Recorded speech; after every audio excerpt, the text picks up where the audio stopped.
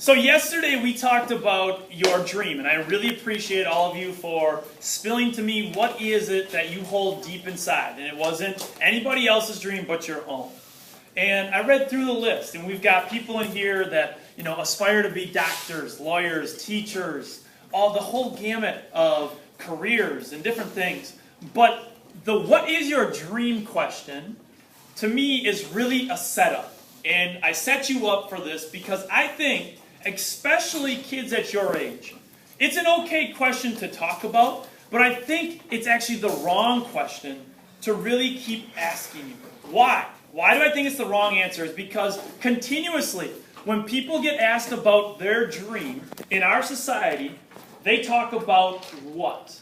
In their dream, right? Any ideas? What do people bring up? What do you think? What they have to do. That's the biggest thing. What they have to do. What they want to be, meaning what career they want to have. And now, all of you wrote them, but I have a person here that I think really epitomizes me, personally, when I think about my dreams. And also this, and she writes, to paraphrase the first part, I want to be a teacher, a high-level basketball coach, but honestly, it will probably change and be something else tomorrow. There are so many jobs that I don't know about that I might want to pursue. I just don't know what I want to be yet, and I don't want to be tied down to my dream. And I think that word tied down hits it right on the head, because a lot of times when we determine this is my dream, I want to do this, you do get anchored down into one thing. And if I think back to myself, 4 years ago, if you would have talked to me 4 years ago, I was in the middle, just wrapping up my college career, I wanted to teach, and I wanted to be the best basketball coach possible. I wanted to win a state championship, and I wanted to run basketball clinics for the best basketball players in the state, something that I thought we could create and create a whole new culture in basketball. Ask me 2 years ago. That dream shifted from, yes, that was one small part of it, but now it was about developing a nonprofit to bring back the transformational power of leadership, of mentorship, including basketball. But all of a sudden, basketball wasn't the top thing on my radar. Until most recently, when sports, which were kind of the dominating portion of it, are now one small part of it. And now I want to reach out to people in all realms, in all areas. But the weird thing is, during this process, and I'd be willing to ask a lot of you who wrote down, some of you want to win a state championship, want to be the lead singer in a group, or want to be an actress. Those are all in there. And I think those are phenomenal. However, sometimes when you believe in and think about your dream, the outcome, almost more of a goal, it becomes something that almost limits you and holds you back. Because for me, when I started to pursue different things outside of basketball, there was this weird thing telling me, you know what? Like, why are you doing this? This isn't your dream. This isn't supposed to be you. Like, why are you going off into this route? Your dream's supposed to get you laser focused. And the more focused you are, the faster you'll complete it. The problem is, we change and we grow. So instead of asking you just what your dream is, that's important to me. What are your goals, your outcomes? I want you to focus on, instead, what you want to become. If we make this small shift, if we take our dream from what you want to do to what you want to become, it's a whole new avenue.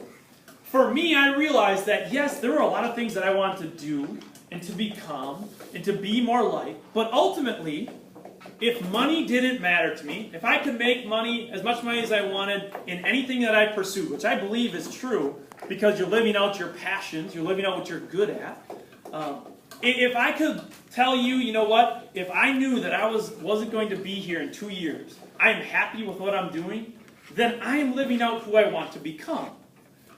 And who that was to me was someone that served people, that loved people, and inspired people. Those kind of three tenets. If I could do that, that's who I wanted to become. And that became my dream. My dream is becoming someone who serves, loves, and inspires people. Now the crazy thing is, when I'm pursuing these other things, like to create an experience, a basketball experience that is second to none for athletes and for individuals to learn and grow, I can serve, love, and inspire. When I teach people, I can do that again. But your mission, all of a sudden reduced for me a lot of unneeded stress, anxiety, wonder, because you don't know where you're going to be in a few years. You don't know. I don't know.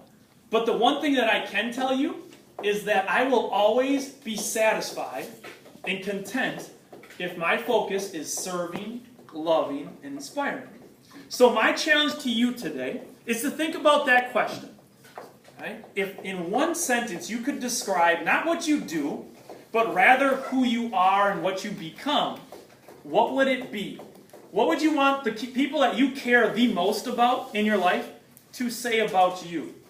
Okay? What would it be in one sentence that that describes you? And that becomes your mission. It's about who you're becoming on a daily basis and how you use all those circumstances you have to get there. That gives you the power to always be in control. That's what's called your mission statement. That's becoming mission driven. And that's my challenge to you.